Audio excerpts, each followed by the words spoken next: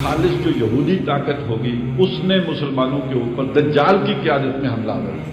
خراسان سے جب نکلے گا تو 70,000 یہودی جو ہیں اصفہانی یہودی، وہ بھی اس کے ساتھ سبز چادریں اوڑے ہوئے اس کے ساتھ ہوں گے۔ اس لیے یہ خاص نشانی حضرت مسیح علیہ السلام کی بتائی گئی ہے کہ جب وہ اتریں گے تو ان کا پسینہ کس طور پر گر رہا ہوگا۔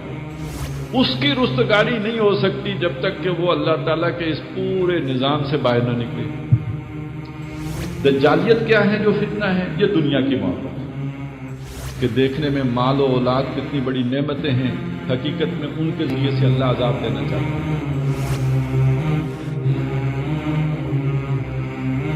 رب اشرح لی صدری ویسر لی امری واحلل عقدۃ من لسانی یفقہوا قولی آمین یا رب العالمین۔ ہم نے دجال کے حوالے سے جن احادیث کا مطالعہ کرنا ہے، ظاہر ہے اس کی بنیاد ہم نے قرآن مجید کے جو تعلیمات ہیں اس پہ رکھی تھی، لیکن یہ کہ ہر نشست سے پہلے بھی میں چاہتا ہوں کہ کوئی ایک آدھ نقطہ قرآن مجید سے ایسا ہمارے سامنے آ جائے کہ جو ان تعلیمات کو اثر نو اجاگر کر دے، واضح کر دے۔ اسلوب قرآن مجید میں مختلف ہوتے رہتے ہیں، تصریف آیات کہتے ہیں اس کو، ایک بات کو کئی انداز میں بیان کیا جاتا ہے۔ سورہ توبہ میں جہاں مسلمانوں پر ایک بڑی شدید آزمائش آئی کہ سب کو نکلنے کا حکم دیا گیا سلطنت رومہ سے ٹکرانے کے لیے، موسم بڑا شدید تھا، گرمی کے دن تھے، سفر بہت طویل تھا، سلطنت رومہ سے ٹکراؤ تھا جو وقت کی سپر پاور ہے، اور اس کے علاوہ یہ بھی کہ قحط سالی کا دور تھا، اور اب فصل پک کے تیار تھی کھجوروں کی، اور اندیشہ تھا کہ اگر اتنے طویل سفر پہ چلے گئے تو یہ فصل بھی ضائع ہو جائے گی۔ تو بہت ہی ایک جسے کہتے ہیں کہ بڑی شدید آزمائش ہو گئی اہل ایمان کی، تو جن کے اندر کھوٹ تھا وہ نمایاں ہو گیا۔ وہ کھوٹ کیا ہے؟ یہ واحد صورت ہے قرآن مجید کی جس میں یہ مضمون اس انداز میں 2 مرتبہ آیا ہے کہ اے نبی، اور یہاں معنی کر سکتے ہیں اے مخاطب، اے قرآن پڑھنے والے، فلا توجب کا، تمہیں تعجب میں نہ ڈالے، تمہیں حیران نہ کرے، اموالہم، ان کے مال، ولا اولادہم، اور نہ ان کی اولاد۔ یعنی کسی آدمی کا رتبہ مقام دیکھ کر، جس کی بڑی نمایاں مثال قرآن مجید نے دی ہے، جب قارون اپنے پورے جاؤ جلال کے ساتھ اور اپنی کرو فر کے ساتھ نکلا ہے، اپنی زینت کے ساتھ، تو اس کی قوم کے لوگ حسرت کرنے لگے کہ کاش ایسی دولت ہمارے پاس بھی ہوتی، یہ تو بڑے نصیب والا آدمی ہے۔ تو جب کسی کا مال دیکھا جاتا ہے، کسی کی اولاد دیکھی جاتی ہے، کسی کا منصب دیکھا جاتا ہے، کسی کی چودراہٹ دیکھی جاتی ہے، کسی کا انفلوئنس دیکھا جاتا ہے، اسٹیٹس دیکھا جاتا ہے، تو اس وقت محسوس یہ ہوتا ہے کہ اس کو اللہ نے بڑا نصیب دیا ہے۔ یہ جو سمجھا جاتا ہے اس کو بڑا نصیب دیا ہے، تو وہ یہ سمجھایا گیا کہ یہ نصیب نہیں ہے، اس پر تعجب نہ کرو جو کچھ انہیں اللہ نے دنیا کی زندگی کی یہ زینت دی ہے۔ انما یرید اللہ لیعذبہم بہا، اللہ چاہتا ہے ان کو عذاب دے ان کے ذریعے سے، اس مال و اولاد کے ذریعے سے انہیں عذاب میں مبتلا کرے، فی الحیات دنیا، دنیا کی زندگی میں بھی۔ ایک تو یہ کہ وہ سہانے روح بنے، جیسے کہ عام طور پہ ہم نے دیکھا ہے، اور مال کا معاملہ یہ کہ اسی کے پیچ و تاب میں زندگی بسر ہو رہی ہو، اسی کا حساب کم و بیش صبح و شام ہو رہا ہو، گویا جسے کہتے ہیں ذہنی سکون وہ غارت کر دے اگر مال، اور اس کی کساد بازاری کا دھڑکا ہر وقت لگا رہے، اور اندیشہ ہائے دور و دراز لاحق رہیں انسان کو ہر موقع پہ، تو اس کا مطلب یہ عذاب ہے، یہ کوئی جو ہے وہ سکون کا باعث اور طمانینت کا باعث تو نہیں، عذاب کا باعث ہے۔ دیکھنے والے کے لیے مال و دولت ہے، اور جس نے وہ حاصل کیا ہوا ہے اس کے لیے اس کو تو بغیر خواب آور گولیاں کھائے نیند نہیں آتی۔ تو ان کے ذریعے سے اللہ انہیں دنیا میں عذاب دینا چاہتا ہے۔ وَتَزْهَقَ أَنفُسُهُمْ، اور اللہ چاہتا ہے کہ ان کی جانیں نکلیں، وَهُمْ كَافِرُونَ، اس حالت میں کہ وہ کافر ہی رہیں۔ اس کا مطلب یہ ہے کہ انسان کو جھٹکا لگے، تکلیف آئے، اس کا ارادہ ٹوٹ جائے، اس کے منصوبے طے و بالا ہو جائیں، تو وہ اللہ کی طرف متوجہ ہو سکتا ہے۔ اس کو اتنی سہولتیں دے دو کہ جو وہ منصوبہ بنائے وہ پورا ہو جائے، جیسے پلان کرے حرف بحرف اس پر عمل درآمد ہو جائے، تو اس کا ذہن اللہ کی طرف کبھی بھی نہیں جائے گا، وہ اسی حالت کفر میں اس کی جان نکلے گی۔ تو اس کا کیا مطلب ہوا؟ جس شے کو ہم نعمت سمجھ رہے ہیں وہ اللہ کا جال ہے جو اللہ نے اس کے اوپر، جس میں اس کو گرفتار کر کے رکھا ہوا ہے، یہ ڈسیپشن ہے۔ یہ پھندا ہے، یہ ہے اصل میں یوں سمجھیے دجالیت کی ایک قسم۔ انسان سمجھتا ہے کہ میرے لیے یہ بہت ہی نعمتیں ہیں، بڑے احسانات ہیں، اس سے پھر اور بھی مغالطے پیدا ہوتے ہیں کہ جس اللہ نے مجھے یہاں دیا آخرت میں بھی دے گا، تو مجھ میں کچھ ہے نا جس کی وجہ سے یہ ملا ہے، تو جو جس وجہ سے یہ ملا اسی وجہ سے آخرت میں بھی جنت مل جائے گی۔ تو دھوکہ، صاف آدمی دھوکہ کھا گیا، فریب کھا گیا، یہ دنیا کے روپ سے یا اس کے بے-روپ سے یا اس کی چکا چون سے وہ دھوکہ کھا گیا۔ بہرحال یہ مضمون ہم نے تفصیل کے ساتھ اس سے پہلے بھی سمجھا، صرف یاد دہانی اس کو تازہ کرنا مقصود تھا، وہ تازہ ہو گیا۔ اب ہم آتے ہیں ان احادیث کی طرف کہ جو ہمارے زیر مطالعہ تھی۔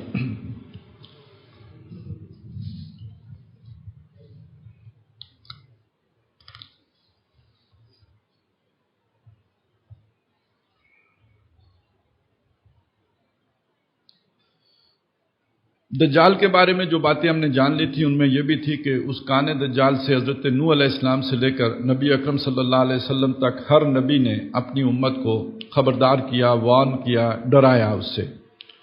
اس کے بعد نبی اکرم صلی اللہ علیہ وسلم یہ بتاتے ہیں، یہ مشکات شریف جلد پنجم سے حدیث نمبر 38 ہے، اور یہ متفقن علیہ ہے، یعنی بخاری اور مسلم دونوں کی روایت ہے جس کو مشکات نے لیا ہے، اور حضرت ابو ہریرہ رضی اللہ تعالیٰ عنہ اس کے راوی ہیں۔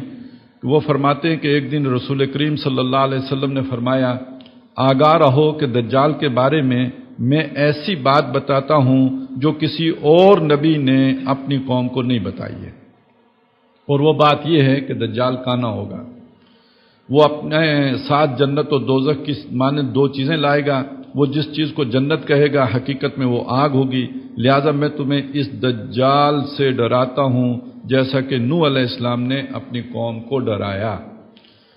یہ جو روایات ہیں اس میں ہم وضاحت کر چکے ہیں اس کے کانے ہونے کی بھی، بعض روایات میں اس کے دائیں کان کے آنکھ کے کانے ہونے کا ذکر ہے، بعض میں بائیں آنکھ کے کانے ہونے کا ذکر ہے۔ بہرحال یہ بات ہے کہ وہ کانا ہوگا۔ جنت اور دوزخ جو اس کی ہوگی، اس کو حضور نے فرمایا جو اس کی جنت نظر آ رہی ہوگی وہ حقیقت میں دوزخ ہوگی، جیسے ابھی ہم نے اس آیت سے سمجھا کہ دیکھنے میں مال و اولاد کتنی بڑی نعمتیں ہیں، حقیقت میں ان کے ذریعے سے اللہ عذاب دینا چاہتا ہے، تو وہ جو اس کی جنت ہوگی وہ عذاب کا باعث ہوگی، اور جو اس کی دوزخ ہوگی یعنی تکلیفیں، شدائد، مشکلات، بظاہر دیکھنے والوں کو نظر آ رہا ہوگا کہ یہ بہت ہی تشدد کا جو ہے وہ نشان بن رہا ہے، لیکن حقیقت میں اس کے لیے امن، سکون، اس کے دل کو شانتی حاصل ہوگی، گویا وہ جنت میں ہے۔ یہ مجھے ابھی یاد آیا کہ امام تیمیہ رحمۃ اللہ علیہ فرمایا کرتے تھے، ان جنتی مائی، ان کو بھی بہت ہی آزمائشوں سے گزرنا پڑا، قید و بند کی صحبتیں برداشت کرنی پڑیں، تو وہ کہتے تھے ان جنتی مائی، میری جنت میرے ساتھ ہے۔ انسان کو اگر باطنی سکون حاصل ہو گیا، اطمینان قلب حاصل ہو گیا تو اسے جنت حاصل ہو گئی، میری جنت میرے ساتھ ہے۔ اور ایک حدیث میں یہ بھی آیا ہے کہ جس کو ایک فرما بردار، تابع دار، نیک بیوی دنیا میں اللہ نے دے دی جس سے وہ مطمئن ہے، تو دنیا میں اللہ نے اسے جنت کی جھلک عطا کر دی، جنت کی نعمت دے دی۔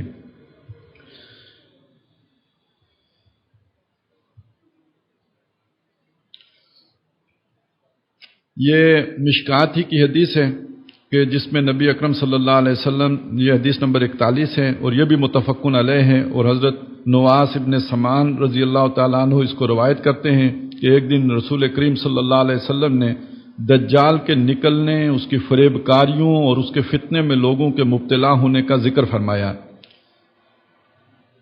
اور کہا کہ اگر دجال نکلے اور بالفرض میں تمہارے درمیان موجود ہوں تو میں اس سے تمہارے سامنے جھگڑوں اور دلیل کے ذریعے اس پر غالب آؤں، اور اگر دجال اس وقت نکلا جب میں نہ ہوں گا تو پھر میں تم میں سے ہر شخص کو اپنی ذات کی طرف سے جھگڑنے والا، جو اپنی ذات کی طرف سے جھگڑنے والا ہوگا، اور میرا وکیل اور خلیفہ ہر مسلمان کے لیے اللہ تعالیٰ ہوگا۔ اس کی بھی ہم وضاحت کر چکے ہیں، لیکن یہ کہ اب یہ یہاں تک ہم پہنچے تھے، اس سے آگے اس روایت کو لے کے چلتے ہیں۔ اس کی اور نشانیاں حضور بیان فرما رہے ہیں، لیکن جو بات کہی گئی ہے اسے سمجھ لیں کہ دجال کے ساتھ جو بھی جھگڑا ہوگا وہ کوئی اسلحے کا جھگڑا نہیں ہے، وہ جھگڑا ہے دلیل کا جھگڑا ہے، وہ ایک آرگومنٹ کا جھگڑا ہے، یعنی وہ جو اس کا جو سب سے بڑا فریب ہوگا اس کا یہ والا فریب ہوگا جو دلائل کا فریب ہوگا، جو استدلال کا فریب ہوگا، جس کو ہم نے قرآن مجید سے زخرف القول غرور کے ذیل میں سمجھا تھا جو شیاطین انسانوں کی طرف وحی کرتے ہیں زخرف القول غرورا لتسقى الیہم افئدۃ الذین لا یؤمنون بالآخرہ، اس کا مطلب یہ ہے جن لوگوں کا آخرت پر یقین نہیں ہوگا وہ دجال کی ان لچھے دار باتوں میں گرفتار ہو جائیں گے۔ اس کی مزید نشانیاں یہ ہوں گی کہ اس کے بال گنگریالے ہوں گے، اس کی آنکھ پھولی ہوئی ہوگی، گویا اس کو قطن کے بیٹے عبدالعزیٰ سے تشبیہ دے سکتا ہوں۔ یہ ہمارے لیے تو دونوں باتیں ایک جیسی ہو گئی، لیکن صحابہ کے لیے وہ شخص جو ہے وہ موجود ہوگا تو وہ کسی نہ درجے میں وہ تشبیہ ان کے لیے قابل قبول ہو سکتی ہے۔ پس تم میں سے جو شخص اس کو پائے اس کو چاہیے کہ وہ اس کے سامنے سورہ کہف کی ابتدائی آیتیں پڑھے۔ اب سورہ کہف کی ابتدائی آیتوں میں جو مضمون ہمارے سامنے آیا وہ کیا تھا؟ دنیا کی بے بذاتی اور بے ثباتی کا ذکر آیا تھا کہ یہ ہے تو بڑی چکا چوند والی، بڑی اٹریکٹیو، بڑی پرکشش، بہت اپنی طرف کھینچنے والی، لیکن یہ کہ یہ اس کے اندر دوام نہیں ہے، یہ دھوکہ ہے۔ سب سے بڑا دھوکہ یہ ہے، سب سے بڑا فریب یہ ہے، سب سے بڑا دجل یہ ہے کہ آپ جو ہے وہ دنیا کی زلف کے اسیر ہو جائیں۔ لہذا اب اس کو اگر دیکھیں مانوی طور پر اور خاص طور پہ دلیل کے نقطۂ نظر سے تو بات کیا بنی کہ جو دنیا گرفتار دنیا بڑی آسانی سے دجال کے دجل کا شکار ہو جائے گا۔ یہی پہلی 10 آیات کا مضمون ہے اور یہی آخری 10 آیات کا مضمون ہے۔ الذین ضل سعیہم فی الحیات الدنیا، تو جو اپنی ساری محنت دنیا میں گم کر بیٹھا اس کے لیے دجال تو نجات دہندہ ہوگا، اس کے لیے دجال مسیحا ہوگا، اس کے لیے دجال بہت بابرکت پیر ہوگا جو ایک آنکھ جھپکنے سے اس کے سارے مسئلے حل کر رہا ہوگا، اس کے جو ہے تمام مشکلات دور کر رہا ہوگا، اس کے لیے ساری آسانیاں جو دنیا کی آسانیاں اسے فراہم کر رہا ہوگا، دنیا کی جنت اسے عطا کر رہا ہوگا۔ یہ پہلی 10 اور آخری 10 آیات کا مضمون ہے۔ لیکن یہ کہ ایک باطنی طور پر ہو سکتا ہے ان آیات کا کوئی ایسا روحانی اثر بھی ہو کہ جو دجال پر پڑنے کے نتیجے میں جو ہے وہ اس کا اثر زائل ہو جاتا ہو۔ لیکن جس دجل میں ہم مبتلا ہیں، دنیا کا دجل جس کے پھیرے میں ہم آئے ہوئے ہیں، اور عہد حاضر ملک الموت ہے تیرا کہ جس نے قبض کی روح تیری دے کے تجھے فکر معاش، جس دجل میں ہم گرفتار ہیں اس سے نکلنے کے لیے تو ان آیات کا فہم حاصل کرنا بہت ضروری ہے۔ تو ابتدائی 10 آیتیں پڑھے، اور مسلم ہی کی ایک روایت میں ہے کہ یہ الفاظ ہیں کہ اس کو چاہیے کہ وہ اس کے سامنے سورہ کہف کی ابتدائی آیتیں پڑھے، کیونکہ وہ آیتیں تمہیں دجال کے فتنے سے مامون و محفوظ رکھیں گی۔ جان لو دجال اس راستے سے نمودار ہوگا جو شام اور عراق کے درمیان ہے۔ ایک بات ہمارے سامنے اس سے پہلے آ چکی ہے، اور وہ بات یہ تھی کہ اس کی ایک حدیث میں دائیں آنکھ کے کانے ہونے کا ذکر تھا، ایک حدیث میں بائیں آنکھ کے کانے ہونے کا ذکر تھا۔ اب جب خروج کی بات آئی ہے تو یہاں دجال کے خروج کا ذکر ہے کہ وہ شام اور عراق کے درمیان کا جو راستہ ہے وہاں سے ظاہر ہوگا، وہاں سے اس کا خروج ہوگا۔ ابھی یہ نوٹ کیجئے، آگے چل کے ہم دیکھیں گے کہ کسی اور جگہ سے بھی اس کے خروج کا ذکر ہے۔ اور دائیں بائیں فساد پھیلائے گا، پس اے اللہ کے بندو، اب وہ بریکٹ میں ہے، اس وقت جب کہ دجال نکلے تم اپنے دین پر ثابت قدم رہنا۔ راوی کہتے ہیں کہ ہم نے یہ سن کر عرض کی یا رسول اللہ صلی اللہ علیہ وسلم وہ کتنے دنوں زمین پر رہے گا؟ آپ صلی اللہ علیہ وسلم نے فرمایا 40 دن۔ لیکن یہ 40 دن عام دن نہیں ہے، ایک دن تو 1 سال کے برابر ہوگا، اور ایک دن 1 مہینے کے برابر ہوگا، اور ایک دن 1 ہفتے کے برابر ہوگا، اور باقی دن تمہارے عام دنوں کے مطابق ہوں گے۔ اس کی جو بھی علماء نے تشریح کی ہے وہ تقریباً 13 مہینے بنائے۔ ویسے اس کی بہت ساری تشریحات ہیں، بعض لوگوں نے مختلف ادوار بھی مراد دی ہیں، پہلا دور، دوسرا دور، یعنی پہلا دور سب سے طویل ہوگا، دوسرا اس سے کم ہوگا، تیسرا اور کم ہو جائے گا، پھر معمول پہ آ جائے گا۔ ایک معنی یہ لیا گیا ہے کہ یہ گویا اسی طرح گنتی کر کے تو وہ کوئی 13 مہینوں کے قریب اس کا دورانیہ بنایا گیا ہے کہ وہ دنیا میں رہے گا۔ ہم نے عرض کیا یا رسول اللہ صلی اللہ علیہ وسلم ان دنوں میں سے جو ایک دن 1 سال کے برابر ہوگا، کیا اس روز ہماری ایک دن کی نماز کافی ہوگی؟ آپ صلی اللہ علیہ وسلم نے فرمایا نہیں، بلکہ نماز پڑھنے کے لیے ایک دن کا حساب لگانا ہوگا۔ اب اس کو ہم یا تو تیسری ایک تو وہ میں نے توجیہات بیان کر دی جو علماء نے کی ہیں، اگر کوئی اس کی اور توجیہ ممکن ہے تو ایک توجیہ یہ ہے کہ بالفرض دجال جو رب ہونے کا دعویٰ کرے گا اس کی طاقت اتنی بڑھ جائے، یعنی یہ سائنس اور ٹیکنالوجی اتنی ترقی کر دے کہ سورج کی حرکت یا زمین کی حرکت کو کنٹرول کرنا ان کے لیے ممکن ہو جائے، تو پھر یہ دنوں کا اونچ نیچ کی ایک سمجھ وہ بھی آتی ہے۔ گویا یہ بھی ان کی قدرت میں اگر آ جائے تو پھر تو یہ بہت آسان بات ہو گئی، بہت واضح ہو گئی کہ وہ گویا روٹیشن اگر اس کی کم کر دیں تو سپیڈ سلو کر دیں زمین کی، تو اس سے بھی دن کا فرق پڑ جائے گا۔ یا یہ کہ سورج کا کام تو زیادہ مشکل ہے اس کو روکنا، لیکن یہ کہ یہ والا کام جو ہے اس کی نسبت آسان ہوگا، واللہ اعلم۔ تو ہم ایک نماز کافی ہوگی؟ فرمایا نہیں، بلکہ نماز پڑھنے کے لیے ایک دن کا حساب لگانا ہوگا۔ ہم نے عرض کی یعنی وہ 24 گھنٹے کا حساب لگا لیں۔ اس وقت تو لوگوں کو یہ سمجھنا مشکل ہوگا، آج بڑا آسان ہے، گھڑی تو پاس ہوگی، 24 گھنٹے کے مطابق آپ جو ہے وہ سابقہ اوقات کے مطابق اپنی نمازیں ادا کر سکتے ہیں۔ ہم نے عرض کیا یا رسول اللہ صلی اللہ علیہ وسلم زمین پر کتنا زیادہ تیز چلے گا، اس کی سپیڈ کیا ہوگی، اس کی رفتار کیا ہوگی؟ آپ صلی اللہ علیہ وسلم نے فرمایا وہ اس مہینہ یعنی ابر کی مانند تیز رفتار ہوگا جس کے پیچھے ہوا ہو، اس ابر کی مانند تیز رفتار ہوگا جس کے پیچھے ہوا ہو، یعنی اس کی تیز رفتاری کا ذکر ہے یہاں پہ۔ اور بعض دوسری روایات میں اس کا ذکر یوں کیا گیا ہے کہ اس کی جو ہے وہ سواری جو ہے وہ ایک جگہ سے دوسری جگہ کو جو سفر ہوگا، جو اس کے گدھے کی ٹاپ ہوگی، ایک ٹاپ سے دوسری، جیسے تمہارا مہینے بھر کا سفر ہے وہ ایک ٹاپ میں طے کر لے گا۔ تو اس کو آپ قیاس کر سکتے ہیں ہوائی جہاز کے سفر پر۔ آج کل تو وہ ایک ہیلی کاپٹر کا ایشو بنا ہوا ہے، لیکن یہ کہ آپ اسے ذرا دیکھیں کہ آپ نے اگر برطانیہ جانا ہے یا امریکہ جانا ہے تو وہ ایک فلائٹ سے آدمی آسانی سے پہنچ سکتا ہے۔ اب یہ تو کوئی ناممکنات میں سے بات نہیں رہی۔ تو اس کا وہ ایک قوم کے پاس پہنچے گا اور اس کو اپنی دعوت دے گا، یعنی اچھا اس میں یہ بھی روایات ہیں کہ وہ 40 دنوں میں پوری زمین گھوم لے گا، یعنی تمام لوگوں کے پاس جو ہے وہ چکر لگا لے گا، سب کو اپنا دیدار کرا لے گا، یعنی اپنی اتباع کی طرف بلائے گا اور برائی کے راستے پر لگائے گا۔ لوگ اس پر ایمان لے آئیں گے، یعنی اس کے فریب میں آ کر اس کی اتباع کرنے لگیں گے، اسے رب مان کر۔ پھر وہ اپنے تابعداروں کو نوازنے کے لیے ابر کو بارش برسانے کا حکم دے گا تو بارش برسائے گا۔ یہ اب حیرت کی بات نہیں ہے، یعنی مصنوعی بارش تو اب تقریباً ہمارا انسانی علم وہاں تک پہنچ چکا ہے، تو اس میں ذرا تھوڑا مزید کمال حاصل کر لے گا، اور وہ اب ناممکنات میں سے یہ بات ہے نہیں۔ اور زمین کو سبزہ اگانے کا حکم دے گا تو زمین سبزہ لگائے گی۔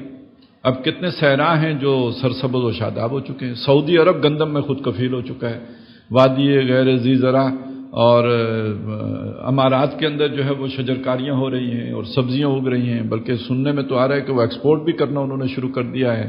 تو یہ تو ساری در حقیقت اس سائنسی ترقی اور ٹیکنالوجی کی بدولت ہے جو سب کچھ ہو رہا ہے۔ پھر جب شام کو اس قوم کے وہ مویشی آئیں گے جو چرنے کے لیے صبح کے وقت جنگل و بیابان میں گئے تھے، تو ان کے کوہان بڑے بڑے ہو جائیں گے اور ان کی کوکھیں خوب کھانے پینے کی وجہ سے تن جائیں گی۔ پھر اس کے بعد دجال ایک قوم کے پاس پہنچے گا اور اس کو اپنی دعوت دے گا، یعنی یہ خوشحالی دجال لے کے آئے گا، سبزہ بھی خوب ہوگا، جانور بھی خوب جو ہے وہ سیر ہو کے پیٹ بھر کے آئیں گے، موٹے تازے بھی ہو جائیں گے، اور یہ کاشتکاری بھی خوب ہوگی، بارش بھی برسے گی، اور یہ سارا قدرت دجال کی ہے۔ یعنی یہ کہ جو اللہ تعالیٰ کے کام ہیں، بارش برسانا اور سبزہ اگانا، وہ دجال ان پر دسترس حاصل کر لے گا۔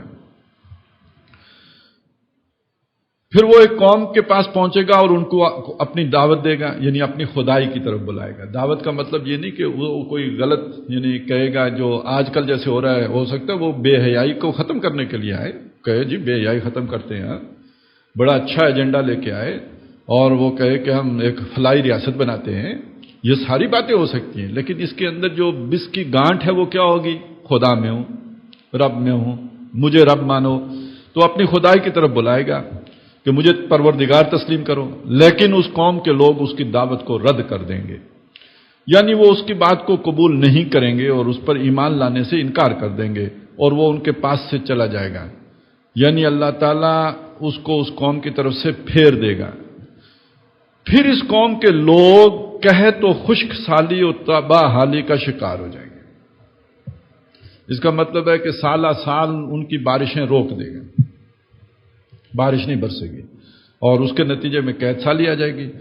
تو جو بھی قدرت کی یہ ساری نعمتیں ہیں یہ ساری دجال کے کنٹرول میں چلی جائیں گی۔ شاید آکسیجن بچ جائے کہ وہ ملٹی نیشنل کے ہتھے نہ چڑھے، تو باقی تو یہ ساری چیزیں آہستہ آہستہ آپ دیکھ رہے ہیں ادھر جا رہی ہیں۔ یہ جو بیجوں میں تبدیلیاں آئی ہیں اور جو آج ہم بڑی خوشی سے جو بیج استعمال کرتے ہیں، جی فصل بہت زیادہ ہوگی، اس کا ایک نتیجہ نکلے گا۔ سائنسدانی بتاتے ہیں کہ جس زمین میں اتنے سال آپ اگر یہ بیج بوتے رہیں گے تو اس کے بعد وہ زمین آپ کا لوکل بیج قبول ہی نہیں کرے گی، فصل ہوگی ہی نہیں، جس کا مطلب ہے کہ آپ ڈیپینڈنٹ ہو جائیں گے وہ بیج لینے کے۔ اچھا، اس بیج کی خصوصیت یہ ہے کہ وہ آئندہ برابر نہیں ہوتا، آپ کو ہر سال نیا بیج لینا ہے۔ تو جس کا مطلب یہ ہے کہ یہ سارا کچھ جو ہے وہ چلا جائے گا، جو بھی آج ہم کہتے ہیں ملٹی نیشنل کمپنیاں ان کے کنٹرول میں چلے جائے گا۔ وہ ایک ادارہ وجود میں آ گیا ہے۔ پھر بعد میں قانون سازی ہو جاتی ہے، باقاعدہ وہ قانون سازی یہ ہو جاتی ہے کہ آپ لوکل بیج استعمال ہی نہیں کر سکتے۔ بعض مغربی ممالک میں یہ چیز شروع ہو چکی ہے۔ یہ ایک عجیب تماشا ہے، لوگوں نے یہ تجربے کیے ہیں کہ ایک کھیت میں آپ وہ ہائیبرڈ بیج لگائیں، دوسرے کھیت میں لوکل بیج لگائیں۔ وہ ہائیبرڈ اگلے سال تو کام کا نہیں ہے لیکن لوکل بیج تو ہے، لیکن ان کی جو تھوڑی بہت کراس پولینیشن ہوتی ہے اس کے نتیجے میں یہ لوکل بیج بھی اس میں بھی بہتری آ جاتی ہے، اگلے سال اس کی فصل زیادہ ہو جاتی ہے۔ تو بعض لوگ اس تجربے پہ چل پڑے تو پھر قانونی طور پہ پابندی لگا دی گئی کہ آپ اس علاقے میں جو اپنا لوکل بیج ہے وہ استعمال ہی نہیں کر سکتے، وہ جرمانہ ہوتا ہے، بہت بھاری جرمانہ ہوتا ہے اس پہ۔ یہ میں اس لیے بتا رہا ہوں کہ دجال نے تو آنا ہے، شخص دجال نے، لیکن دجالیت پوری طرح مسلط ہو چکی ہے، اس کے آثار جو ہیں آپ کو ہر طرف سے جو ہے چھائے ہوئے نظر آ رہے ہوں گے، یہاں تک کہ وہ مال و اسباب سے بالکل خالی ہو جائیں گے۔ وہ لوگ جنہوں نے دجال کا انکار کیا ہوگا، غربت کا شکار پوری قوم۔ اب نوٹ کیجئے ان الفاظ کو کہ اگر آپ نے ہماری بات نہ مانی تو ہم آپ کو پتھر کے دور میں پہنچا دیں گے۔ یہ پتھر کے دور کی بات ہو رہی ہے نا، قحط سالی ہوگی اور یہ ہوگا وہ ہوگا اور وہ غربت کا شکار ہو جائیں گے، خالی ہاتھ ہو جائیں گے۔ اس کے بعد دجال ایک ویرانے سے گزرے گا۔ اب یہ سرسبز و شاداب جگہ تھی اور خوشحال جگہ تھی، یہ ویرانے میں بدل گئی، پتھر کے دور میں پہنچ گئی۔ اب وہ پتھر کے دور والے لوگوں میں سے گزرے گا، ویرانے سے گزرے گا، اور اس کو حکم دے گا وہ اپنے خزانوں کو نکال دے۔ چنانچہ وہ ویرانے دجال کے حکم کے مطابق اپنے خزانوں کو اگل دیں گے، اور وہ خزانے اس طرح اس کے پیچھے ہو لیں گے جس طرح شہد کی مکھیوں کے سردار ہوتے ہیں۔ پھر دجال ایک شخص کو جو جوانی سے بھرپور یعنی نہایت قوی و توانا جوان ہوگا اپنی طرف بلا، اور اس بات سے غصہ ہو کر اپنی طرف بلائے گا، اور اس کی بات سے غصہ ہو کر کہ اس نے اس کی الوہیت کا انکار کر دیا، تو اپنی طاقت و قدرت ظاہر کرنے اور اپنے غیر معمولی کارناموں کی ابتدا کے لیے اس پر تلوار کا ایسا ہاتھ مارے گا کہ اس کے 2 ٹکڑے ہو جائیں گے، جیسا کہ تیر نشانے پہ پھینکا جاتا ہے، یعنی اس کے جسم کے دونوں ٹکڑے ایک دوسرے سے اس قدر فاصلے پر جا گریں گے جتنا فاصلہ تیر چلانے والے اور اس کے نشانے کے درمیان ہوتا ہے، اتنے دور دور کر دے گا۔ ویسے بھی اب جب کوئی بم بلاسٹ ہوتا ہے تو ایک ٹکڑے کیا کہ ہزاروں ٹکڑے ہو جاتے ہیں۔ اور بعض حضرات نے یہ معنی بیان کیے ہیں کہ اس کی تلوار کا ہاتھ اس کے جسم پر اس طرح پہنچے گا جس طرح تیر اپنے نشانے پر پہنچتا ہے۔ بہرحال اس کے بعد دجال اس نوجوان کے جسم کے ان 2 ٹکڑوں کو بلائے گا، چنانچہ وہ زندہ ہو کر دجال کی طرف متوجہ ہوگا۔ اب یہ تو اتنی بڑی اس کی یوں سمجھے شوبدہ ہوگا، جسے جو خوش عقیدہ لوگ ہیں اسے معجزہ سمجھیں گے، اس کی کرامت سمجھیں گے، ہوگا شوبدہ، ایک دجل ہے، فریب ہے، لیکن سمجھا یہ جائے گا کہ یہ بہت بڑا معجزہ ہے۔ اور اس وقت اس کا چہرہ نہایت بشاش، روشن اور کھلا ہوا ہوگا، غرضے کہ دجال اسی طرح کی فریب کاریوں اور گمراہ کرنے والے کاموں میں مشغول ہوگا کہ اچانک اللہ تعالیٰ مسیح ابن مریم علیہ السلام کو نازل فرمائے گا، جو دمشق کے شرقی جانب کے سفید منارے پر اتریں گے۔ اس وقت حضرت عیسیٰ علیہ السلام زرد رنگ کے 2 کپڑے پہنے ہوں گے اور اپنی دونوں ہتھیلیوں کو 2 فرشتوں کے پروں پر رکھے ہوئے ہوں گے، آسمان سے نازل ہوں گے، وہ جس وقت اپنا سر جھکائیں گے تو پسینہ ٹپکے گا، اور جب سر اٹھائیں گے تو ان کے سر سے چاندی کے دانوں کی مانند قطرے گریں گے جو موتیوں کی طرح ہوں گے۔ یہ ناممکن ہوگا کہ کسی کافر تک حضرت عیسیٰ علیہ السلام کے سانس کی ہوا پہنچے اور وہ مر نہ جائے۔ کوئی لیزر والا اثر ہوگا ان کی سانس میں کہ جہاں تک ان کی سانس کی ہوا پہنچے گی جو کافر ہوگا وہ مر جائیں گے۔ اچھا، یہاں پہ بھی ایک چیز کو ذہن میں رکھیے کہ آج کل ایک نئی جو ہے وہ ٹیکنالوجی آ گئی ہے کہ آسمان میں اور بالکل خلا میں جو ایک آپ کو ایسی تصویر دکھا دی جاتی ہے جیسے لگتا ہے کہ سچ مچ کوئی شے موجود ہے، حالانکہ کوئی شے موجود نہیں ہوتی۔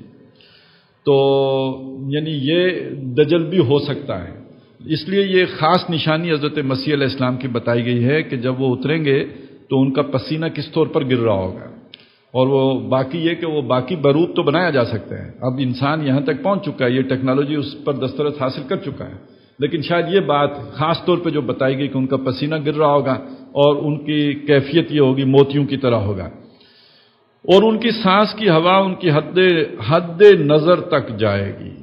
حضرت مسیح کی سانس جہاں تک پہنچے گی جس کافر کو لگے گی وہ مر جائے گا، پگھل کے ختم ہو جائے گا، اور وہ جائے گی کہاں تک؟ جہاں تک ان کی نگاہ جائے گی۔ پھر حضرت عیسیٰ علیہ السلام دجال کو تلاش کریں گے یہاں تک کہ وہ اس کو باب لد پر پائیں گے۔ باب لد آج کل اس کو ایک تشریح یہ کی گئی ہے کہ جو اسرائیل کا ایک بڑا ایئرپورٹ ہوتا تھا جو اب نہیں ہے، اب انہوں نے اسے بند کر دیا ہے شاید، لیکن یہ کہ ایک وقت میں پورے اسرائیل کا سب سے بڑا ایئرپورٹ یہ شمار ہوتا تھا لڈا کے نام سے، تو یہ عربی زبان میں ڈال کا لفظ تو ہے ہی نہیں، اور ڈیوڈ داؤد تو وہ جو ہے اسی طرح لڈا یا لد یہ جو ہے بہت قریب الفاظ ہے، تو وہ اسے مقام لد پر جا کر پائیں گے اور قتل کر ڈالیں گے۔ اس کے بعد حضرت عیسیٰ علیہ السلام کے پاس وہ لوگ آئیں گے جن کو اللہ تعالیٰ نے دجال کے مکر و فریب اور فتنے سے محفوظ رکھا ہوگا۔ حضرت عیسیٰ علیہ السلام ان لوگوں کے چہروں سے گرد و غبار صاف کریں گے اور ان کو ان درجات و مراتب کی بشارت دیں گے جو وہ جنت میں پائیں گے۔ حضرت عیسیٰ علیہ السلام اسی حال میں ہوں گے کہ اچانک اللہ تعالیٰ کی طرف سے ان کے پاس وحی آئے گی کہ میں نے اپنے بہت سے ایسے بندے پیدا کیے ہیں جن سے لڑنے کی قدرت و طاقت کوئی نہیں رکھتا، لہذا تم میرے بندوں کو جمع کر کے کوہ طور کی طرف لے جاؤ اور ان کی حفاظت کرو۔ پھر اللہ تعالیٰ یاجوج و ماجوج کو ظاہر کرے گا جو ہر بلند زمین کو پھلانگتے ہوئے اتریں گے اور دوڑیں گے۔ ان کی تعداد اتنی زیادہ ہوگی کہ جب ان سب سے پہلی جماعت بحیرہ تبریہ کو خالی دیکھ کر کہے گی کہ اس میں کبھی پانی تھا، اس کے بعد یاجوج ماجوج آگے بڑھیں گے یہاں تک کہ جبل خمر تک پہنچ جائیں گے اور پھر کہیں گے کہ ہم نے زمین والوں کو ختم کر دیا ہے، ہم نے زمین والوں کو ختم کر دیا ہے، چلو آسمان والوں کا خاتمہ کر دیں۔ آسمان والوں کا خاتمہ کر دیں یعنی اللہ کی فوجیں فرشتوں پر بھی تو مبنی ہے نا، اور اب ہماری لڑائی جو ہے وہ فرشتوں کے ساتھ ہے۔ چنانچہ وہ آسمان کی طرف اپنے تیر پھینکیں گے، آج ہم کہہ سکتے ہیں میزائل چلائیں گے، یہ جو ایک پلاننگ ہو رہی ہے سٹار وار، تو ویسے یہ بات آپ کو عجیب لگے حدیث کے حوالے سے، لیکن یہ کہ قرآن مجید میں بھی اس کا ایک اشارہ موجود ہے۔ من کان عدوا لجبریل و میکال، وہ جو سارا مضمون سورہ بقرہ میں آیا کہ جو کوئی دشمنی کرے جبریل سے اور میکائیل سے، اللہ سے اور اس کے جو فرشتے ہیں ان سے، تو یہ یہودیوں کا ایک فرقہ ایسا رہا ہے کہ جو حضرت جبریل سے بھی دشمنی رکھتا تھا، اور یہ جو اللہ کے طاقتور فرشتے ہیں جو عذاب لے کے آتے ہیں، جو اللہ کی طرف سے مختلف جو امور پر فائز ہیں، ان کے ساتھ بھی ایک دشمنی کا ان کا معاملہ رہا ہے۔ اس کی وجہ سمجھ لیجئے کہ اصل لڑائی کس کی ہے؟ شیطان کی ہے، ابلیس لعین کی ہے، عزازیل کی ہے، جو ہم نے قرآن مجید سے سمجھا ہے، اور اسے اپنا انجام معلوم ہے، اور کسی کو معلوم ہو یا نہ ہو اسے معلوم ہے۔ اس کی رستگاری نہیں ہو سکتی جب تک کہ وہ اللہ تعالیٰ کے اس پورے نظام سے باہر نہ نکلے۔ یا معاشر الجن والانس ان استطعتم ان تنفذوا من اقطار السماوات والارض فانفذوا لا تنفذون الا بسلطان۔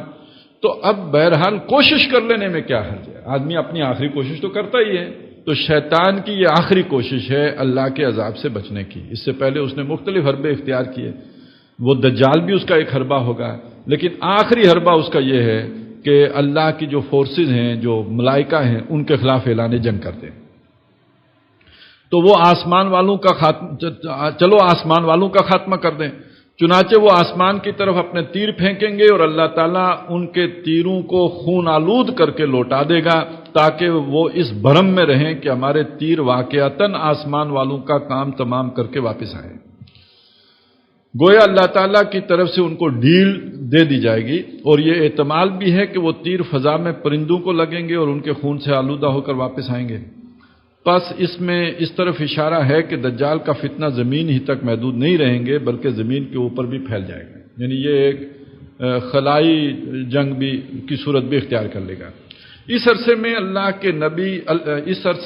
کے نبی اور ان کے رفقا یعنی حضرت عیسیٰ علیہ السلام اور اس وقت کے مومن کوہ طور پر روکے رکھے جائیں گے، اور ان اسباب معیشت کی تنگی و قلت ان پر اسباب معیشت کی تنگی و قلت اس درجے کو پہنچ جائے گی کہ اس کے لیے بیل کا سر تمہارے آج کے 100 دیناروں سے بہتر ہوگا۔ جب یہ حالت ہو جائے گی تو اللہ کے نبی حضرت عیسیٰ علیہ السلام اور ان کے ساتھی یاجوج ماجوج کی ہلاکت کے لیے دعا و زاری کریں گے۔ پس اللہ تعالیٰ ان کی گردنوں میں نغف یعنی کیڑے پیٹ جانے کی بیماری بھیجے گا، یہ سمجھ لیجئے کوئی بیکٹیریل اٹیک ہوگا یا وائرل اٹیک ہوگا، بھیجے گا، جس کی صورت میں ان پر اللہ کا قہر اس طرح نازل ہوگا کہ سب کے سب ایک ہی وقت موت کے گھاٹ اتر جائیں گے۔ اللہ کے نبی حضرت عیسیٰ علیہ السلام ان کے ساتھ اس بات سے آگاہ ہو کر پہاڑ سے زمین پر آئیں گے، اور انہیں زمین پر ایک بالشت کا ٹکڑا بھی ایسا نہیں ملے گا جو یاجوج ماجوج کی چربی اور بدبو سے خالی ہو۔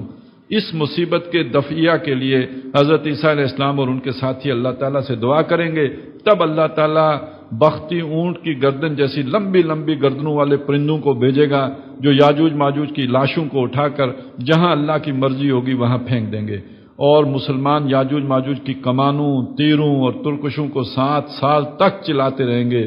پھر اللہ تعالیٰ ایک زوردار بارش بھیجے گا جس سے کوئی بھی مکان، خواہ وہ مٹی کا ہو یا پتھر کا، خواہ صوف کا، نہیں بچے گا۔ وہ بارش زمین کو دھو کر آئینے کی مانند صاف کر دے گی۔ پھر زمین کو حکم دیا جائے گا کہ اپنے پھلوں یعنی اپنی پیداوار کو نکال اور اپنی برکت کو واپس لا۔ چنانچہ زمین کی پیداوار اس قدر بابرکت و با افراط ہوگی کہ 10 سے لے کر 40 آدمیوں کی پوری جماعت ایک انار کے پھل سے سیر ہو جائے گی، اور اس انار کے چھلکے سے لوگ سایہ حاصل کریں گے۔ نیز دودھ میں برکت دے دی جائے گی، یعنی اونٹ اور بکریوں کے تھنوں میں دودھ بہت ہوگا، یہاں تک کہ دودھ دینے والی ایک اونٹنی لوگوں کی ایک بڑی جماعت کے لیے کافی ہوگی، دودھ دینے والی ایک گائے لوگوں کے ایک قبیلے کے لیے کافی ہوگی، اور دودھ دینے والی ایک بکری آدمیوں کی ایک چھوٹی سی جماعت کے لیے کافی ہوگی۔ بہرحال لوگ اسی طرح کی خوشحال اور امن و چین کی زندگی گزار رہے ہوں گے کہ اللہ تعالیٰ ایک خوشبودار ہوا بھیجے گا جو ان کی بغل کے نیچے کے حصے کو پکڑے گی، یعنی اس ہوا کی وجہ سے ان کی بغلوں میں ایک درد پیدا ہوگا، اور پھر ہوا ہر مومن اور ہر مسلمان کی روح قبض کر لے گی، اور صرف بدکار شریر لوگ دنیا میں باقی رہ جائیں گے جو آپس میں گدھوں کی طرح مختلط ہو جائیں گے، اور انہی لوگوں پر قیامت قائم ہوگی۔ اس پوری روایت کو مسلم نے نقل کیا ہے، علاوہ دوسری روایت کو ان الفاظ ترمذی نے بھی نقل کیا ہے۔ بہرحال یہ ایک طویل روایت تھی جس میں یوں سمجھیے کہ قیامت تک کے حالات و واقعات کا احاطہ کیا گیا تھا۔ تھوڑی سی اس کی میں تفصیل عرض کر دوں، چونکہ یاجوج ماجوج کا بھی ذکر آیا ہے۔ یاجوج ماجوج کے بارے میں مختلف نظریات ہیں۔ ایک خیال یہ ہے اور کہ یہ ایک کوئی مخلوق ہے، کہیں اللہ نے قید کر کے رکھی ہوئی ہے، ہم اس سے واقف نہیں ہیں، وہ ایک غیر انسانی مخلوق ہے اور ان آخری وقتوں میں اچانک ظاہر ہوگی۔ دوسرا خیال جو زیادہ جو ہے وہ قرآن کے مضمون کے ساتھ ہم آہنگ ہے، اس لیے کہ ایک وقت وہ تھا کہ یاجوج ماجوج انسانوں کے ساتھ خلط ملط تھے، اور مختلف اوقات میں ان کی ٹولیاں نکلتی بھی رہی ہیں، تو وہ خیال یہ ہے کہ یہ انسانی ہیں اور انسانوں کا کوئی خاص گروہ ہے جس کو یاجوج ماجوج کہا گیا ہے۔ اور اس میں ابوالکلام آزاد کی جو تحقیق ہے وہ یہ کہتی ہے کہ یہ حضرت نوح علیہ السلام کی اولاد میں سے ہیں، جو ان کے ایک بیٹے تھے حضرت یافس، جن کی نسل شمال میں جا کے آباد ہوئی اور خاص طور پہ روس کے علاقے میں ابتداءً آباد ہوئی ہے، اور تورات میں اسی حضرت یافسی کی نسل میں گاگ اور میگاگ کے نام کے دو بھائیوں کا ذکر بھی ملتا ہے. انہی سے جو دو قبیلے چلے ہیں گویا وہی گاگ میگاگ ہی ہیں جو یاجوج ماجوج ہیں. پھر انہی کی نسلیں ہیں جو جا کے یہ چائنا اور پھر اس کے بعد اسکینڈینیوین کنٹریز میں اور پھر جو ہے وہ آ کے برطانیہ وغیرہ میں آباد ہوئی ہیں. تو اسی سارے مفہوم کو سامنے رکھتے ہوئے علامہ اقبال نے جب برطانوی سامراج آیا تھا تو اس وقت وہ شعر کہا تھا کہ کھل گئے یاجوج و ماجوج کے لشکر تمام، چشم مسلم دیکھ لے تفسیر حرف ینسلون. تو اس رائے کے حامل لوگوں کا کہنا یہ ہے کہ یاجوج و ماجوج کا کوئی ایک خروج نہیں ہے، ان کے کئی خروج ہیں. چنانچہ بعض روایات میں اس طرح کی تفاصیل بھی آئی ہیں کہ یاجوج ماجوج نکل چکے ہوں گے، تم حج اور عمرہ بھی کرتے رہو گے اور اپنے کھیت اور باغ بھی لگاتے رہو گے. یعنی حالات معمول پہ رہے. یاجوج ماجوج کا ایک خروج اس قسم کا ہے. البتہ ایک خروج وہ ہے جو حضرت مسیح علیہ السلام کے دور میں ہوگا. جو اس وقت دنیا کی صورتحال ہے اس میں اگر ہم دیکھیں تو ان حالات و واقعات کے لیے سٹیج سیٹ ہو چکا ہے. دجال کے نکلنے کے لیے، بلکہ اس سے پہلے مسلمانوں کی لیڈرشپ کے لیے ایک حضرت مہدی کا ذکر چونکہ ان روایات میں نہیں آیا ہے، دوسری روایات میں موجود ہیں. تو مسلمانوں کے حالات جس طرح دگرگوں ہو چکے ہوئے ہیں تو ایک متحدہ لیڈرشپ کی انہیں بہت ضرورت ہے. تو وہی وہ لیڈرشپ ہے جس کو احادیث میں حضرت مہدی کے نام سے جو ہے وہ موسوم کیا گیا ہے. اس کے بعد جو جنگیں ہونی ہیں وہ ابھی تک تو ان کا ہم نے ذکر نہیں پڑھا، لیکن میرے پاس جو روایات ہیں ان میں ان کا ذکر موجود ہے کہ رومیوں کے ساتھ جنگیں ہونی ہیں. یعنی آپ نیٹو کہہ دیجیے، آج کے رومی نیٹو فورسز ہیں، ان کے ساتھ آپ کی جنگیں ہونی ہیں. پھر یہ جو جنگوں کا سلسلہ ہے یہ 7 سال رہنا ہے اور بالآخر مسلمان ترکی تک کا علاقہ فتح کرنے. اور یہ بھی اب سمجھ میں آتا ہے کہ یہ جو جنگ چلے گی شام اور ان علاقوں سے ہوتی ہوئی یہ ترکی کی طرف جائے گی اور یہ سارا علاقہ مسلمان فتح کر لیں گے. ترکی میں مسلمان فوجیں ہوں گی جب یہ خبر پہنچے گی کہ دجال نکل گیا ہے. اب وہ اس کے لیے واپس آئیں گے. خبر جھوٹی ہوگی لیکن جب واپس آئیں گے تو وہ فی الواقع نکل چکا ہوگا، وہ اس کا خروج ہو چکا ہوگا. اب یہ جو جنگیں ہوں گی اس میں مسلمان اس کا مقابلہ نہیں کر سکیں گے دجال کا، اور محصور ہو جائیں گے مدینے اور مکے میں اور یروشلم. یہ 3 شہر بچے ہوئے مسلمانوں کے پاس رہ جائیں گے، باقی سارے علاقے پہ دوبارہ دجال کا قبضہ ہو جائے گا. اب آئیں گے حضرت مسیح علیہ السلام مسلمانوں کی مدد کرنے کے لیے.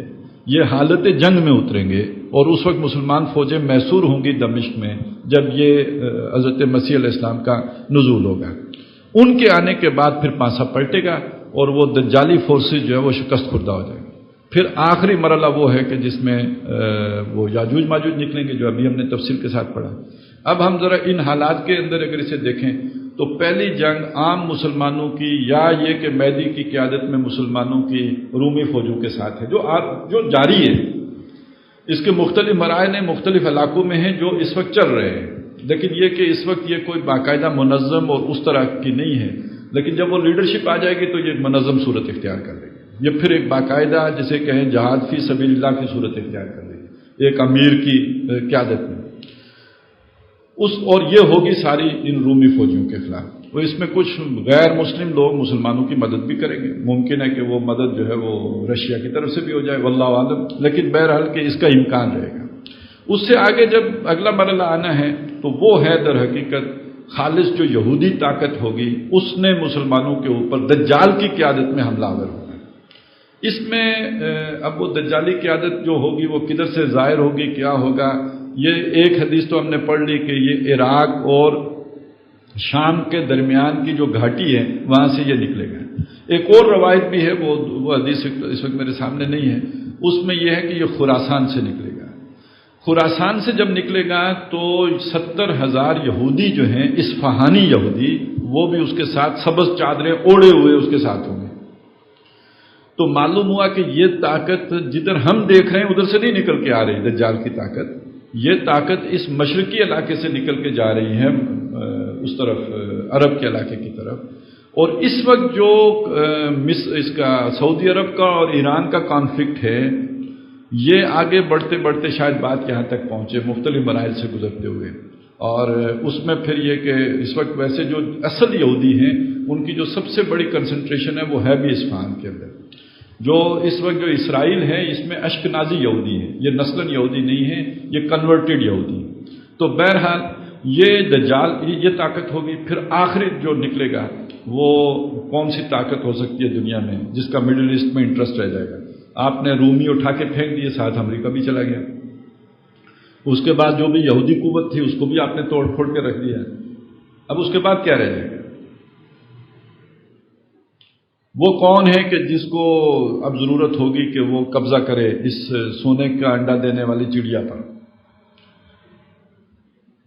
تو جو ہمارے سامنے صورتحال ہے اب وہ چائنا ہی رہ جاتا ہے، مستقبل کی سپر طاقت جس سے ہماری دوستی ہمالیہ سے بلند اور سمندروں سے گہری ہے. تو یہ وہ دجالیت ہے، یہ وہ فریب ہے، یہ وہ دجل ہے جو ہم کھا رہے ہیں. تو بہرحال اس کے علاوہ اور کوئی رہتا نہیں ہے. آپ دیکھیں، آپ نے اگر وہ نیٹو فورسز آپ نے بگا دی، اڑ گئی، ختم ہو گئی، امریکہ کا اثر و رسوخ ختم ہو گیا ہے، پیچھے یہودیوں کا بھی ختم ہو گیا ہے. اس کے بعد جو یاجوج ماجوج نکلیں گے وہ یا تو آسمان سے آئیں، اور اگر زمین ہی سے نکلے تو پھر اور تو کوئی رہا، پھر ایک ہی باقی بچا ہے. تو بہرحال یہ ایک اندازے کی بات ہے، خیال ہے، ایک سوچ ہے. ضروری نہیں کہ یہی صحیح ہو. پیشن گوئیوں کا معاملہ یہی ہوتا ہے کہ صحیح پتہ تو تبھی چلتا ہے جب وہ واقعہ رونما ہوتا ہے. اس سے پہلے اندازے ہی ہوتے ہیں جو غلط بھی ثابت ہو سکتے ہیں.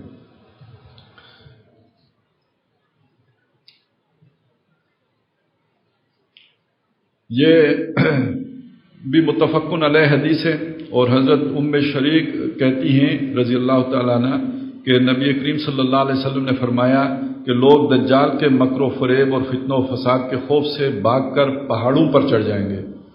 اور وہ کہتی ہیں کہ میں نے یہ سن کر عرض کیا یا رسول اللہ صلی اللہ علیہ وسلم، ان ایام میں عرب کہاں ہوں گے؟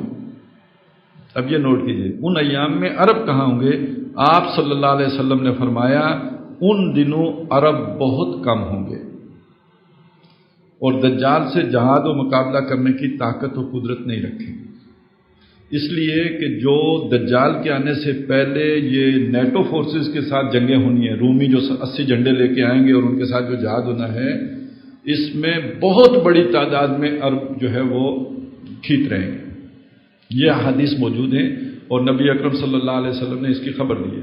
جب آخری فتح بھی مسلمانوں کو حاصل ہوگی ان کے مقابلے میں، عیسائیوں کے مقابلے میں مسلمانوں کی اور عربوں کی، تو اس میں بتایا کہ خوشی کسی کو نہیں ہوگی، مال غنیمت لینے کا کسی کو شوق نہیں ہوگا. لوگوں نے حیران ہو کے پوچھا کیوں؟ فرمایا کیسے ہوگا؟ جس کے 100 بیٹے ہوں گے 99 اس جنگ میں کام آ گئے ہوں گے. تو عرب اس دن بہت تھوڑے رہ جائیں گے. یہ بھی ایک متفقن علیہ حدیث ہے. حضرت انس رضی اللہ تعالیٰ عنہ رسول اکرم صلی اللہ علیہ وسلم سے روایت کرتے ہیں کہ آپ صلی اللہ علیہ وسلم نے فرمایا اصفہان کے 70,000 یہودی دجال کی اطاعت و پیروی کریں گے جن کے سروں پر چادریں ہوں. یہ میں آپ کو پہلے بتا چکا.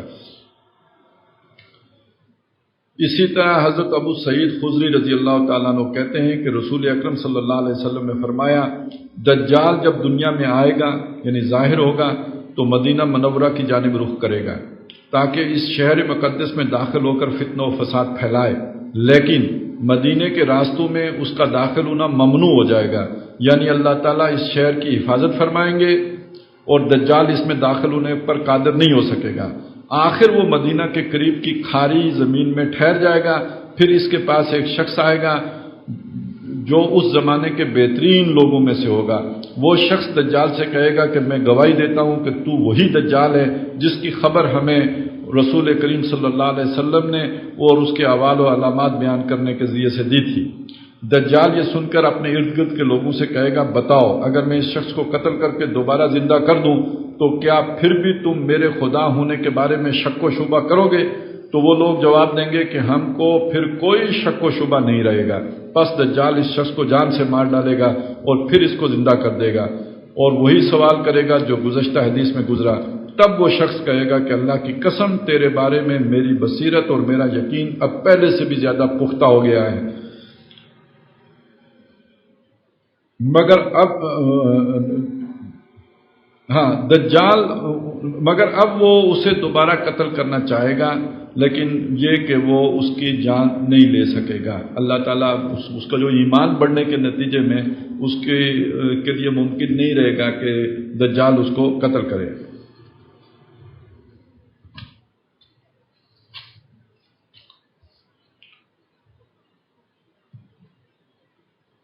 حضرت ابو ہریرہ رضی اللہ تعالیٰ عنہ روایت کرتے ہیں کہ رسول اکرم صلی اللہ علیہ وسلم نے فرمایا کہ مسیح دجال مدینہ منورہ میں داخل ہونے کے ارادے سے مشرق کی طرف سے آئے گا، یہاں تک کہ وہ احد پہاڑ کے پیچھے جو مدینہ منورہ سے 3 میل کے فاصلے پر ہے آ کر رکے گا۔ پھر مذکورہ شخص کے واقعے کے بعد فرشتے اس کا منہ شام کے علاقے کی طرف پھیر دیں گے تاکہ جہاں سے آیا ہے وہیں پہ چلا جائے، اور وہ دجال وہاں یعنی شام میں ہلاک کر دیا جائے گا، جیسا کہ پیچھے گزرا کہ حضرت عیسیٰ علیہ السلام دجال کو شام کے گاؤں باب لد میں قتل کریں گے۔ حضرت ابو بکرہ نبی کریم صلی اللہ علیہ وسلم سے روایت کرتے ہیں کہ آپ صلی اللہ علیہ وسلم نے فرمایا، اہل مدینہ دجال کے رعب و خوف سے محفوظ رہیں گے اس دن جبکہ دجال مدینے میں داخل ہونے کے ارادے سے آئے گا۔ مدینے کے 7 دروازے ہوں گے اور ہر دروازے پر 2 فرشتے معمور ہوں گے، لیکن اس سے پہلے مدینے میں ایک واقعہ ہو چکا ہوگا، وہاں پہ کوئی کہا گیا ہے کہ آوازیں ہوں گی، دھماکے ہوں گے، اور اس کے نتیجے میں جو منافقین ہوں گے وہ مدینہ چھوڑ کے نکل چکے ہوں گے۔ اس کو یہ سمجھ لیجئے کہ جب کسی شہر میں جنگ کا خطرہ ہوتا ہے، آج کل جیسے شام میں ہو رہا ہے، تو وہ جو سیانے لوگ ہوتے ہیں وہ جلدی جنگ شروع ہونے سے پہلے ہی نکلنے کی فکر کرتے ہیں۔ انہیں جب آثار دیکھتے ہیں کہ جنگ آ رہی ہے تو وہ شہر چھوڑ کے بھاگ جاتے ہیں، کسی دوسری جگہ پہ جا کے سکونت اختیار کر لیتے ہیں۔ اور یہ کون لوگ ہوتے ہیں؟ جن کے وسائل ہوتے ہیں۔ ایک عام آدمی اپنا شہر چھوڑ کے کدھر جائے گا؟ اسے کہاں تحفظ ملے گا، کہاں پناہ ملے گی؟ تو غریب آدمی تو کہتا ہے بس یہیں جینا ہے، یہاں مرنا ہے۔ وہ تو کہیں اسے زبردستی پکڑ کے گھسیٹ کے نکالیں تو نکالیں، وہ اپنا گھر نہیں چھوڑ سکتا ہے۔ وہ لوگ جو پروفیشنل ہیں جنہیں جا کے دوسری جگہ پہ بھی نوکری مل جاتی ہے، جو نئی جگہ پہ بھی اپنا کاروبار جما سکتے ہیں، جو پاکستان نہیں تو امریکہ چلے جائیں گے، یورپ چلے جائیں گے، یہ وہ لوگ ہیں کہ جو شہر سب سے پہلے چھوڑتے ہیں۔ آپ افغانستان میں بھی دیکھیں، جب جنگ ہوئی ہے تو سب سے پہلے جن لوگوں نے چھوڑا تجارت پیشہ لوگ ہیں، جو ہائی پروفائل جو ہیں گریٹ ہیں، یہ وہ انہوں نے چھوڑا، پروفیشنلز ہیں انہوں نے چھوڑا، یہ وہ لوگ ہیں جو چھوڑ دیں گے۔ تو مدینے میں جو اس طرح کے لوگ ہوں گے وہ سارے مدینہ چھوڑ کے بھاگ جائیں گے، اور اب جو مدینے میں خالص لوگ بچے ہوں گے ان کو اللہ تعالیٰ امن دے دے گا اور ان کے اوپر دجال کا کوئی خوف نہیں ہوگا۔ مشکات شریفی میں یہ بھی ایک حدیث نمبر 51 ہے، اور یہ بھی متفقن علیہ ہے کہ حضرت فاطمہ بنت قیس، وہ جو تمیم داری والی حدیث ہے، وہ طویل حدیث، وہ انہوں نے اس میں بیان کیا ہے اور اکثر حضرات کے علم میں ہوگی۔ اس کا ایک مختصر سا خلاصہ میں عرض کر دوں کہ وہ ایک کہیں ان کے سفر میں تھے سمندری، اور ان کی کشتی بھٹک کے کسی جزیرے میں پہنچ گئی۔ کون سا جزیرہ تھا، کئی اس کی کیا آسانیاں ہیں، بس کسی جگہ پہنچ گئی، اور وہاں پہ ان کو ایک کوئی چیز ملی عجیب الخلقت قسم کی۔ انہوں نے پوچھا کون ہو، تو اس نے کہا میں جساسہ ہوں، یعنی وہ کوئی جو دجال ہے اس کی جاسوس سمجھ لیجئے۔ تو پھر وہ لے گئی انہیں اس جگہ پہ جہاں پہ وہ دجال قید تھا، زنجیروں میں جکڑا ہوا۔ اس نے کچھ سوالات پوچھے کہ وہ تبریہ جھیل کا کیا معاملہ ہے، فلانا باغ آباد ہے یا نہیں ہے۔ تو ہر سوال کے جواب میں جب اسے کہا گیا کہ جی آباد ہے، جی بری ہوئی ہے، تو اس نے کہا عنقریب نہیں ہوگا، اور پھر اس نے کہا کہ جب ایسا نہیں ہوگا تو پھر میں آزاد ہو جاؤں گا۔ ابھی یعنی اس دور میں جب نبی کریم صلی اللہ علیہ وسلم کا جو دور ہے، دجال زنجیروں میں جکڑا ہوا تھا، اور امکان یہ ہے کہ اس کے 1000 سال کے بعد کھلا ہو۔ اور اب یہ جو کچھ بھی دنیا میں ہو رہا ہے، جو رینائنسنس ہے، تو اس کے پیچھے ساری وہ دجالی سوچ کار فرما ہو، جو ہم نے سورہ کاف کے پہلے رکوع کے ضمن میں جو چیزیں پڑھی تھی کہ در حقیقت اس سائنس اور ٹیکنالوجی کی ترقی نے دنیا کے دجل میں لاکھوں گنا اضافہ کیا ہے، تو گویا یہ سب کے پیچھے پلاننگ اسی دجال کی ہو۔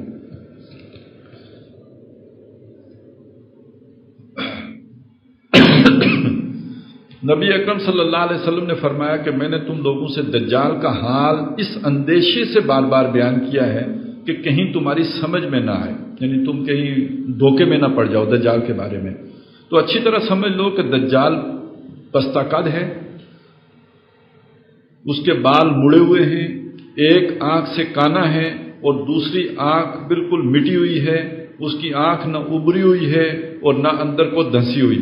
اس کے بعد بھی اگر تم شبے میں پڑ جاؤ تو میں نے دجال کا جو حلیہ بیان کیا ہے وہ بھول جانے کے سبب اس کے مافوق الفطرت کارناموں کی وجہ سے اگر اس کی الوہیت کی میں شک پہ پڑی جاؤ تو اتنی بات یاد رکھنا کہ تمہارا پروردگار کانا نہیں، یہ اس کی بہت بڑی نشانی ہوگی۔ اور حضرت عامر ابن حریث سیدنا ابو بکر صدیق رضی اللہ تعالیٰ عنہ سے روایت کرتے ہیں کہ انہوں نے بیان کیا کہ رسول کریم صلی اللہ علیہ وسلم نے ہم سے بیان کیا اور فرمایا کہ دجال روئے زمین کے ایک ایسے حصے سے نکلے گا جو مشرق میں واقع ہے اور جس کو خراسان کہا جاتا ہے۔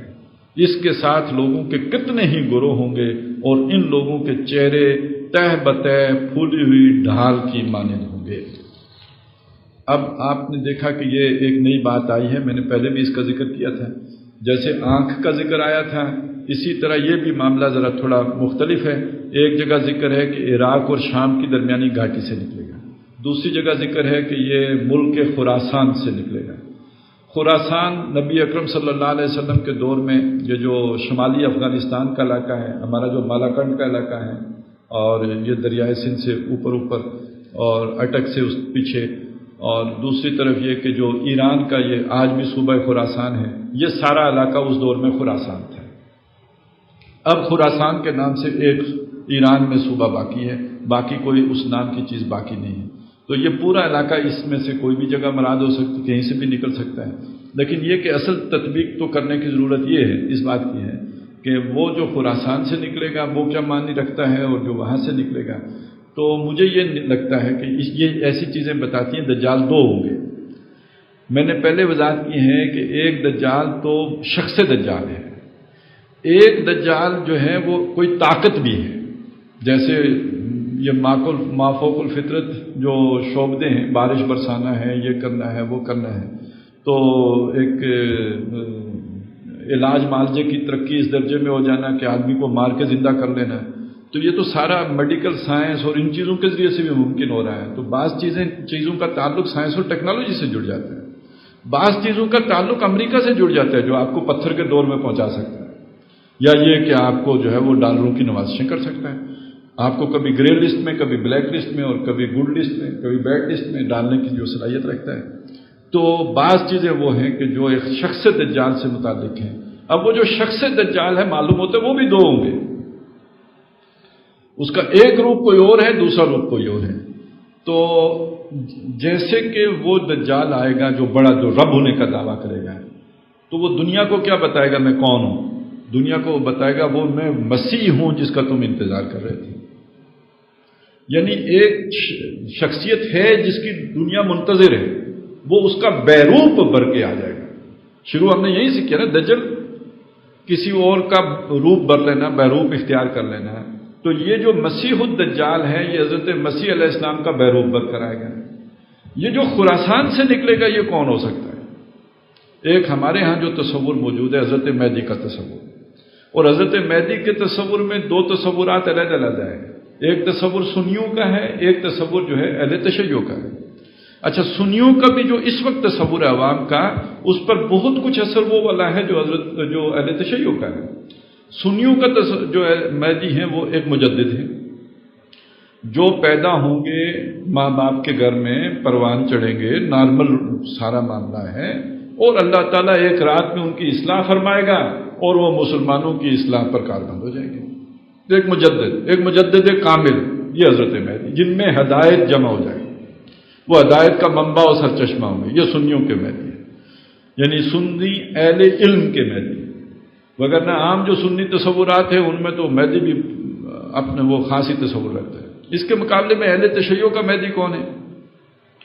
یہ جو 12ویں امام غائب ہو گئے ہیں، جو گم ہو گئے، جو غار میں جا کے بیٹھے بادشاہوں کے ڈر سے، اور پھر کچھ عرصہ ان کے ساتھ کچھ لوگ ملاقاتیں کرنے آتے جاتے رہے، یہ غیابت صغریٰ ہے ان کی، پھر اس کے بعد ہر کسی سے ملنا جلنا انہوں نے بند کر دیا، یہ غیابت کبریٰ ہو گئی ان کی۔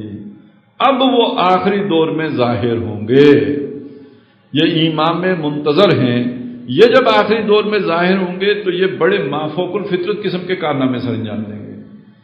یہ جو ہے یروشلم کا قبضہ حاصل کریں گے، اور یروشلم کا قبضہ حاصل کر کے اس کے تہہ خانوں سے تورات اصلی والی برآمد کر کے یہودیوں کو تحفتاً پیش کریں گے۔ یہ اور بھی بہت، یعنی اس کے بعد یہ مدینے کی طرف بھی توجہ کریں گے، اور وہ بھی بعض باتیں ایسی منسوخ کی جاتی ہیں جو آدمی کہہ بھی نہیں سکتا ہے۔ تو یہ بھی ایک تصور دنیا میں موجود ہے۔ اب یہ ایسے کام ہیں کہ جو کسی عام آدمی کے لیے کرنا ممکن ہی نہیں ہے۔ ایسا کون سا لیڈر پیدا ہوگا جو یہ سارا کچھ ایران سے اٹھ کر جا کے آرام سے کرتا؟ تو معلوم ہوتا ہے کہ وہ جو کوئی بھی ایک شخصیت ہوگی، ہاں ایک ہی شخصیت پہلے یہ روپ بھرے اور بعد میں وہ روپ بھرے، یا دو علیحدہ علیحدہ شخصیتیں ہوں گی کہ جن میں سے پہلے اس روپ میں ایک دجل ظاہر ہوگا اور بڑی تعداد میں لوگ اس کے پیچھے چلتے ہیں۔ آپ ذرا تصور کیجئے کہ اگر فرض کریں کل ایران اور اسرائیل آپس میں آمنے سامنے ہوتے ہیں اور ایران اسرائیل کو بھی جو ہے وہ شکست دے دیتا ہے اور یروشلم ایران کے قبضے میں آ جاتے ہیں، تو مجھے ایک واقعہ یاد ہے۔ آپ کو معلوم ہے کہ جو حزب اللہ نے اسرائیلی حملہ ناکام کیا تھا، ابھی کوئی 10 سال 5 سال پہلے کی بات ہے، تو میرا ایک خالہ جات بھائی کراچی میں رہتا ہے، کاروباری آدمی، کوئی پڑھا لکھا بھی نہیں ہے، وہ فون پہ بات ہو رہی تھی، کہنے لگے یار لگتا تو یہ کہ اللہ تعالیٰ شیعوں کے ساتھ ہے، ہم سنیوں کے ساتھ نہیں۔ تو جب وہ ہو کہ ہر طرف جو ہے ایرانی جھنڈے گاڑتے بڑھتے چلے جائیں اور ہمارے دشمنوں کو مارتے چلے جائیں، تو بہرحال عام سنی مسلمان بھی یہی سمجھے گا کہ اللہ تعالیٰ کی مدد تو ان کے ساتھ شامل حال ہے۔ تو یہ ایک دجل جو ہے وہ لاحق ہونے کا خطرہ ہمیشہ رہے گا۔ اب اس میں جو سمجھنے کی بات ہے وہ کیا ہے؟ موٹا اصول، جیسے حضور نے بیان کیا کہ دیکھیے ایک بات تو نہ بھولنا، وہ بات کیا ہے؟ وہ بات یہ ہے کہ دجال کے ذمن میں وہ کانا ہوگا تمہارا رب کانا نہیں، باقی اگر بھول بھی گئے تو یہ بات نہ بھولنا۔ اسی طرح یہ مہدی، جیسے یہ مہدی ہو جو خراسان سے نکلے۔ اچھا ویسے تو یہ مہدی کا رواج اتنا ہے ہمارے ہاں کہ ہر شہر سے کوئی نہ کوئی مہدی نکل ہی آتا ہے۔ ایک دو مہدیوں سے میری بھی ملاقات ہوئی، وہ بھی آ کے مجھے بھی دعوت دے کے گئے، کئی مہدی ملے بلکہ، لیکن ایک دو نے تو خاص طور پہ بیعت کرنے کی بھی جو ہے وہ فرمائش کی ہے۔ تو یہ مہدی تو ادھر ادھر سے نکل آتے ہیں۔ تو جو موٹا اصول ہے سمجھنے کا وہ کیا ہے؟ وہ جو اصلی والا مہدی ہے نا، وہ نکلے گا جب ظاہر ہوگا۔ پہلی بات یہ کہ وہ خود نہیں کہے گا کہ جی آپ میرے ساتھ چلیں، اس کو لوگ مجبور کریں گے کہ ہم آپ کے ہاتھ پہ بیعت کرنا چاہتے ہیں۔ اور یہ سارا کچھ منعقد کہاں پہ ہوگا؟ یہ خانہ کعبہ میں بیت ملتزم کے سامنے ہوگا۔ بس یہ موٹی بات یاد رکھیں۔ جو کوئی دائیں بائیں سے نکل کے مہدی ہونے کا دعویٰ کرے بنگلہ دیش سے یا کراچی سے یا کسی اور جگہ سے، تو وہ مہدی الدجال سمجھنے سے، وہ دجل ہے، اس کا فریب ہے۔ اور جو اصلی مہدی ہوگا وہ نکلے گا جو ہے وہ ملتزم کے سامنے سے ظاہر ہوگا۔ ویسے میں نے بھی اپنے دونوں مہدیوں سے یہی کہا تھا کہ اس کے لیے ہم حج کرنے چلتے ہیں، پھر وہاں آپ کی نشانیاں ظاہر ہوئیں تو ہم ملتزم کے سامنے اگر کسی نے ہمیں ٹھہرنے دیا تو پھر ہم سوچیں گے ادھر بیٹھ کے۔ تو اصل بات یہ ہے کہ جو بھی اصلی مہدی ہوگا وہ وہاں سے ظاہر ہوگا۔ تو بہرحال یہ کچھ احادیث جو میں نے آپ کے سامنے رکھی، ان کا ایک یوں سمجھے لب لباب ہے، ساری احادیث تو نہیں ہے، لیکن موٹا موٹا تصور ہمارے سامنے آ جائے۔ اس میں جو اصل بات ہے وہ کیا ہے کہ دجالیت ایک فتنہ ہے، جو اس فتنے میں مبتلا ہوگا وہ دجال کا بڑا آسان شکار بن جائے گا۔ جو اپنے آپ کو اس فتنے سے بچا کے رکھے گا اس کے لیے اللہ تعالیٰ اس موقع پر بھی مدد کرے گا اس کی، اور وہ دجال کے سامنے بھی ڈٹ کے کھڑا ہو سکے گا۔ دجالیت کیا ہے جو فتنہ ہے؟ یہ دنیا کی محبت ہے۔ موٹی سی بات، فی قلوبہم مرض فزادہم اللہ مرضا، جس کے دل میں یہ بیماری ہوگی تو دجال آ کے اس بیماری کا اضافے کا باعث بن جائے گا۔ اللہ تعالیٰ اس فتنے کو اس لیے بھیجے گا لِتَسْقَى إِلَيْهِمْ أَفْئِدَةُ الَّذِينَ لَا يُؤْمِنُونَ بِالْآخِرَةِ، تاکہ اس کے مکر و فریب کی طرف ان لوگوں کے دل مائل ہو جائیں کہ جو آخرت پر ایمان نہیں رکھتے۔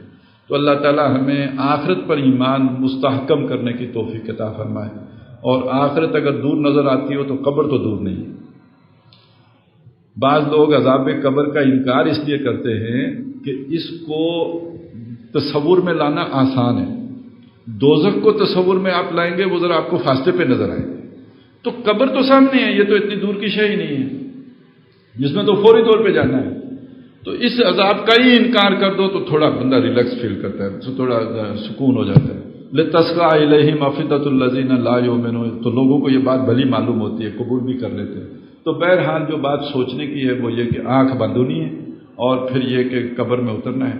اور قبر کے حوالے سے بہرحال اگر اس طرح کی بات ہے تو ایک بات اس کے برعکس بھی ہے، جیسے اللہ کے نبی نے فرمایا صلی اللہ علیہ وسلم کہ یہ جنت کے باغوں میں سے ایک باغ ہے یا دوزخ کے گڑھوں میں سے ایک گڑھا ہے، یعنی یہ برزخ ہے، جس کا مطلب یہ ہے کہ آپ اس زمینی زندگی سے نکل کر آپ جا رہے ہیں ایک کہکشاؤں کی زندگی میں۔